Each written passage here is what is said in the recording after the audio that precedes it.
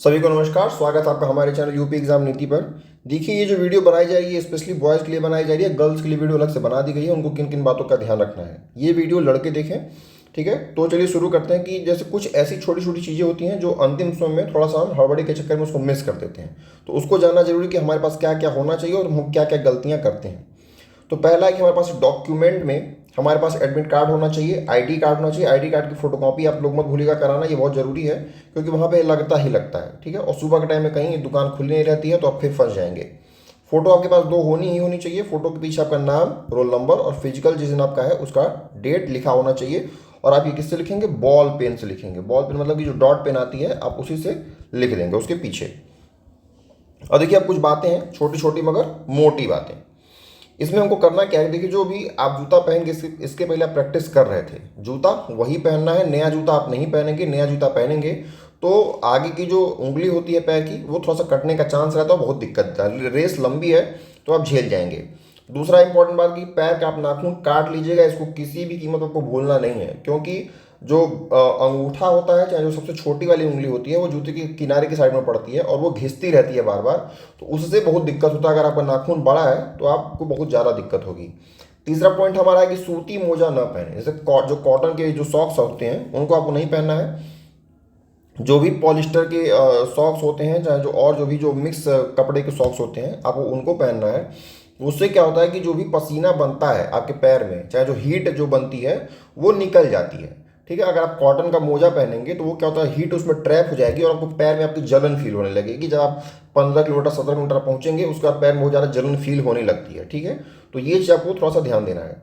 ये बहुत बढ़िया पॉइंट है। पॉइंट नंबर 4 कि जो भोजन है वो हमको क्या करना चाहिए। तो भोजन देखिए, जिस दिन आपका रेस है, जब से मान लीजिए 10 से रेस स्टार्ट हो रहा है तो 9 तारीख को जो आपका भोजन है वो हल्का होना चाहिए। जैसे कि आप खिचड़ी खा लीजिए, चाहे कुछ दाल चावल कुछ हल्का खा लीजिए कि वो आपका डाइजेस्ट हो जाए और इजीली। जैसे वहाँ पे आपको 5 बजे तक तो पहुँच ही जाना है, तो आप लगभग 3 बजे के आसपास निकलेंगे, चाहे 3:30 तक निकलेंगे आप अपने रूम से। तो ये है कि आप जब रूम से निकलें, क्योंकि आपका जो डाइजेशन सिस्टम होता है वो तो इसके लिए हैबिचुअल है नहीं। ठीक है, डेली आप 8 बजे चाहे 9 बजे चाहे 7 बजे आप फ्रेश होने जाते होंगे। तो ये है कि आप 3 बजे तक आपका पेट खाली हो जाए, क्योंकि अगर आपके पेट में अगर डाइजेशन पूरा अच्छे से नहीं हुआ है तो आप जब रेस में जाएंगे तो फिर आपको बहुत भारी भारी फील होगा, तो बहुत ज़्यादा दिक्कत होती है। ठीक है, और हमारी जो नींद है, नींद लगभग 9 बजे या फिर आप लेडीज़ के लिए 10 बजे, कम से कम आप 9 बजे से लेकर आप 3 बजे तक तो सोइए ही सोइए 6 घंटा, क्योंकि एक अच्छी नींद जब आएगी तो आपका ब्रेन जो है वो एकदम बढ़िया से काम करेगा और बैलेंस रहेगा। ठीक है, अब आते हैं कुछ रेस की हमारी स्ट्रेटजी क्या क्या है। तो रेस की स्ट्रेटजी मैंने इसके पहले बनाया हुआ है वीडियो, लेकिन बाद देख लीजिए आप। 4 घंटे की रेस, अब 25 किलोमीटर 10 किलो का उसमें बैग है। पहले 2 घंटे का हमारा जो टारगेट है, मैंने पहले ही बताया था, वो लगभग 6.5 से 7 राउंड होना ही होना चाहिए। ठीक है, अगर आप 6.5 राउंड में हैं तो आपके जो आखिरी 2 घंटे उसमें 5 राउंड चलना पड़ेगा। और स्टार्टिंग में अगर आप 7 राउंड करते हैं 2 घंटे में, फिर आपको 5.5 राउंड चलना पड़ेगा, क्योंकि माफ़ कीजिएगा ये लगभग ये 4.5 होगा। ठीक है, तो ये आपको थोड़ा सा ध्यान देना है कि आपको 11.5 राउंड तो टोटल चलना ही चलना है। ठीक है, तो इस हिसाब से आप देख लीजिएगा। मतलब मेरे हिसाब से तो सबसे बेस्ट स्ट्रेटजी यही वाली है कि पहले 2 घंटे में अगर आप 7 राउंड खींच लेते हैं, ठंडा मौसम भी है। ठीक है, संभावना देखिए है कि ओले भी गिरने वाले हैं, तो टेम्परेचर थोड़ा सा हो सकता है और डाउन जा सकता है। ठीक है, तो मौसम पूरे सपोर्ट में है, मौसम एकदम आपके खिलाफ नहीं है। जबकि पिछली बार हुआ था तो बहुत ज़्यादा धूप थी। देखिए, ये जो 2200 मीटर का ग्राउंड है, ये भी इसमें एक ध्यान रखने वाली बात है कि 2200 मीटर के ग्राउंड में लगभग 500 मीटर आपको छाया मिलेगी। जहाँ पे पेड़ है वहाँ पे आपको एकदम धूप नहीं मिलेगी। लगभग 1700 मीटर आपका ऐसा जो दूरी है वो पड़ेगा जहाँ पे आपको धूप मिलती है, और कुछ दूरी ऐसी जहाँ पे हल्की हल्की धूप है, हल्की हल्की धूप नहीं रहती है। ठीक है, तो ये जो 500 मीटर है, आपको क्या करना है कि हर राउंड में जहाँ पे भी आपको छाया मिलने वाली है वहाँ पे आप दौड़ने का कोशिश कीजिएगा। धूप में आप कोशिश कीजिएगा कि हम मत ही दौड़ें। और हर राउंड में अगर आप 500 जाते हैं तो ये बहुत एक अच्छा रेशियो माना जाएगा कि आपका 4 घंटे में उसके अंदर आराम से हो जाएगा। ये जो पॉइंट है, ये पॉइंट मैंने कई बार बताया हुआ है, ये बहुत ज़्यादा इंपॉर्टेंट पॉइंट है कि रेस जब भी आप करेंगे तो आप लगभग 5 राउंड के पहले तो इलेक्ट्रॉल नहीं पिएंगे। ठीक है, 4-5 राउंड तक आप पानी पिएंगे, 5 राउंड तक। 5 राउंड के बाद आप इलेक्ट्रॉल पिएंगे, लगभग 9 चाहे 8 तक आप इलेक्ट्रॉल पिएंगे, उसके बाद ग्लूकोज पिएंगे। इसका कार्ड मैंने क्या बताया था, कार्ड ये बताया था कि अगर आप दूसरे राउंड में या तीसरे राउंड में अगर आप ग्लूकोज पी लेते हैं, ठीक है, तो बॉडी में तुरंत शुगर चली जाती है और उसके बाद फिर ओट चिपचिपाने लगता है, सांस लेने में बहुत दिक्कत होती है, मतलब बहुत ढेर सारी दिक्कतें होती हैं। अब पेट में शुगर गया हुआ तो उसको पचाने के लिए और पानी चाहिए, आप और पानी पिएंगे फिर पेट आपका भारी हो जाएगा। ठीक है, अब आते हैं रेस के दौरान ध्यान रखने वाली क्या क्या बातें हैं। ठीक है, आप जब रेस चालू कर देंगे अपनी, तो उसमें क्या क्या जरूरी होता है और क्या क्या आपको ध्यान रखना है। देखिए, खाने का सामान आपको साथ में रखना है। खाने के सामान में मैंने पहले बताया है कि संतरा रख सकते हैं, अंगूर रख सकते हैं, ठीक है, किशमिश रख सकते हैं, खजूर रख सकते हैं, मतलब जो भी हो कुछ खाने वाला आप रख सकते हैं। ठीक है, आपके पास में गमछा होना ही होना चाहिए। ये गमछा जैसे जो स्टार्टिंग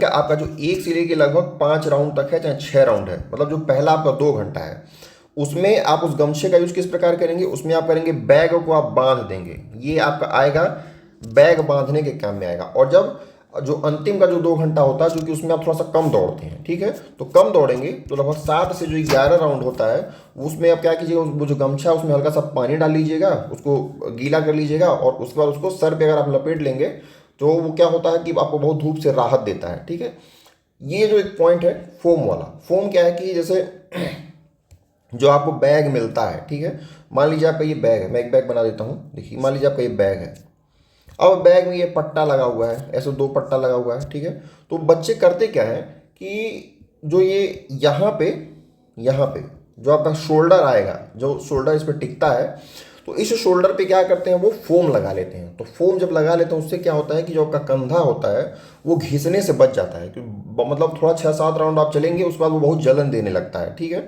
तो ये बच्चे मतलब करते हैं। और कुछ बच्चे अपनी पीठ पे भी, मतलब यहाँ पे भी जो बैग आपका रहता है, पीठ में भी कुछ बच्चे फोम लगाते हैं। ठीक है, जब तक उनको दौड़ना होता है केवल तब तक, जब उनको चलना होगा तो फोम निकाल देते हैं, क्योंकि आपको पता है कि फोम से हीट इधर उधर जाती नहीं तो हीट ट्रैप हो जाएगी पीठ पे ज़्यादा। ठीक है, तो फोम कुछ बच्चे यूज करते हैं। अब आते हैं कि आपका कपड़ा कैसा होना चाहिए। आपका जो कपड़ा है वो ड्राई फिट होना चाहिए। आपको कॉटन का टी शर्ट पहन के नहीं दौड़ना है। कॉटन का टी शर्ट पहन के दौड़ेंगे तो फिर पसीना उसमें ट्रैप हो जाएगा, फिर झेलना पड़ जाएगा बाद में। ठीक है, टी शर्ट जो है और हाफ पैंट जो है दोनों क्या होना है, ड्राई फिट होना चाहिए। मतलब नॉर्मल ये 300 की एक टी शर्ट आती है और लगभग 200 का 250 का एक पैंट मिल जाएगा। ठीक है, तो ये इतना ड्राई फिट होना ही चाहिए। ये पॉइंट बहुत इंपॉर्टेंट है मेरे हिसाब से। देखिए, होता क्या है कि जब आप दौड़ते हैं तो आपके पैर हों, चाहे आपका मतलब कहीं भी आपका अंडर आर्म्स हो, ठीक है, वो घिसता है बार बार। तो क्या करना है कि देखिए, जहाँ पे भी थोड़ी सी मतलब जहाँ पे रबिंग हो रही है, जहाँ पे 2 सरफेस आपस में घिस रहे हैं, वहाँ पे आप क्या कीजिएगा, हल्का सा ऑयल लगा दीजिएगा। ठीक है, जैसे कि कोकोनट ऑयल है, चाहे सरसों का तेल है, कुछ भी है, पैर की उंगलियों के बीच में अगर आप ऑयल लगा देते हैं, उससे क्या होगा कि उसमें जलन कम आएगी। ये जलन मैं क्यों बार बार कह रहा हूँ, क्योंकि जब आप 15 किलोमीटर से 18 किलोमीटर के रेंज में होंगे तब आपको ये सारी बातें जो मैं बता रहा हूँ, ये सारी बातें आपको तब जाके फील होंगी कि हाँ, जो वीडियो में बताया गया था ये सारी बातें एकदम सही हैं। तो मैं अनुभव से ही बता रहा हूँ कि आपको थोड़ी सी ऑयलिंग पैर में कर लेनी है। उससे क्या होगा कि आपका जो हीट है, चाहे जो घिस रहा है बार बार, वो आपका थोड़ा सा मतलब आपको बेनिफिट देगा।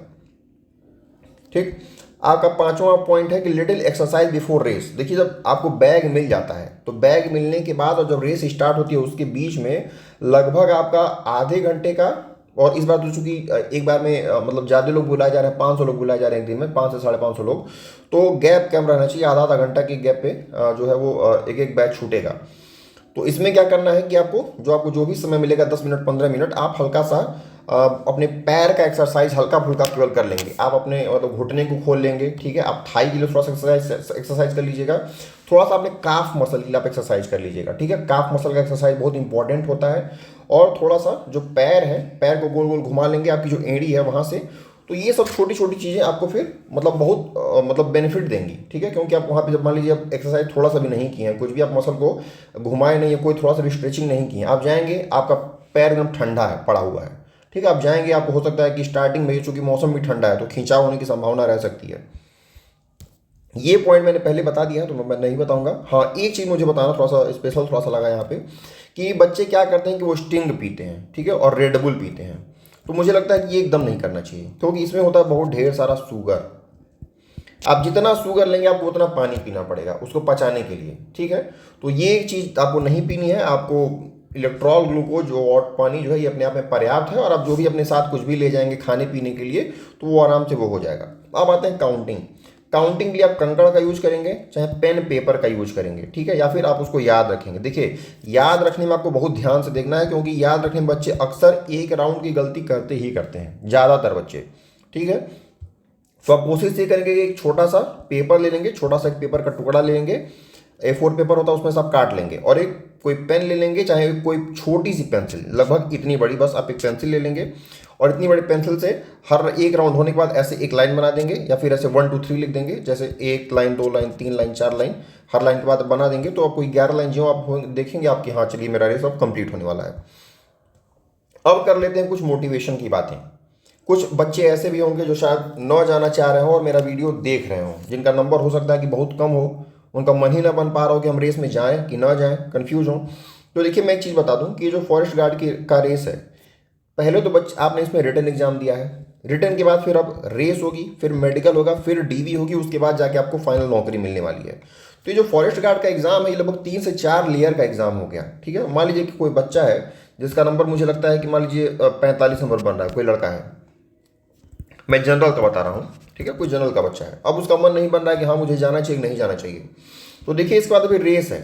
हो सकता है कि जो बच्चा 60 नंबर पाया हो वो बच्चा रेस क्वालिफाई ही ना कर पाए, क्योंकि समस्या ये है इस बार कि इस बार देखिए आपका नवंबर में एग्जाम हुआ और तुरंत आपका रिजल्ट आया और उसके बाद तुरंत आपका फिजिकल का डेट भी आ गया, बहुत समय आपको दिया नहीं गया है। ठीक है, तो ज़्यादातर बच्चे जो अचानक जल्दी जल्दी प्रैक्टिस करते हैं उनको खिंचाव भी बहुत ज़्यादा होता है। ठीक है, तो आपको क्या करना है कि आपको जाना ही जाना है, आपका नंबर भले कम हो या ज़्यादा हो, जो भी हो, अगर नंबर कम है तो भी आप रेस पे जाइए, क्योंकि बहुत ढेर सारे बच्चे मेडिकल में भी बाहर होते हैं। ठीक है, पिछली बार जब हुआ था मेडिकल तो लगभग 3500 बच्चे, ठीक है, 3500 बच्चे लगभग रेस में क्वालिफाई किए थे, और उसके बाद जब मेडिकल हुआ तो मेडिकल के बाद बचे थे कितने, 2800 बच्चे बचे थे। मतलब सोचिए कि मेडिकल में 700 बच्चे बाहर हो गए। ठीक है, उसके बाद डीवी की बात आती है। डीवी में क्या होता है कि मान लीजिए आप ओबीसी SC ST या किसी से बिलोंग करते हैं तो बहुत ढेर सारे बच्चे ऐसे होते हैं, मान लीजिए कि उनका 60 नंबर है, चाहे 62 नंबर, चाहे 65 नंबर, जो भी है, अब उनके पास कुछ ना कुछ ऐसा डॉक्यूमेंट नहीं रहेगा। ठीक है, तो वो क्या हो जाएंगे, फिर वो शिफ्ट हो जाएंगे, आपका जनरल कैटेगरी में शिफ्ट हो जाते हैं अंतिम में। तो आपको जो कैटेगरी का जो बेनिफिट मिलता है आपको वो मिल जाता है। तो आपको रेस छोड़नी नहीं है किसी कीमत पे। और देखिए जूनियर असिस्टेंट का एग्जाम अभी हुआ है 5512 वाला, अगर इसका रिजल्ट चूंकि पहले तो आना ही है, ये तो फिक्स है। और ज़्यादातर बच्चे जो फॉरेस्ट गार्ड में है वो जूनियर असिस्टेंट में है, और फॉरेस्ट गार्ड में टोटल 709 पोस्ट है, जूनियर असिस्टेंट में 5512 पोस्ट है, लगभग 7.5 गुना पोस्ट इसमें ज़्यादा है। इसमें एक बच्चा है तो उसमें 7.5 बच्चा है, तो 7 बच्चा में से एक बच्चा कोई ऐसा तो होगा ही जो फॉरेस्ट गार्ड का टॉपर होगा, वो इसमें टाइपिंग दिया ही दिया होगा, क्योंकि जब बच्चे का एक एग्जाम निकलता है दूसरा तो निकलता ही निकलता है।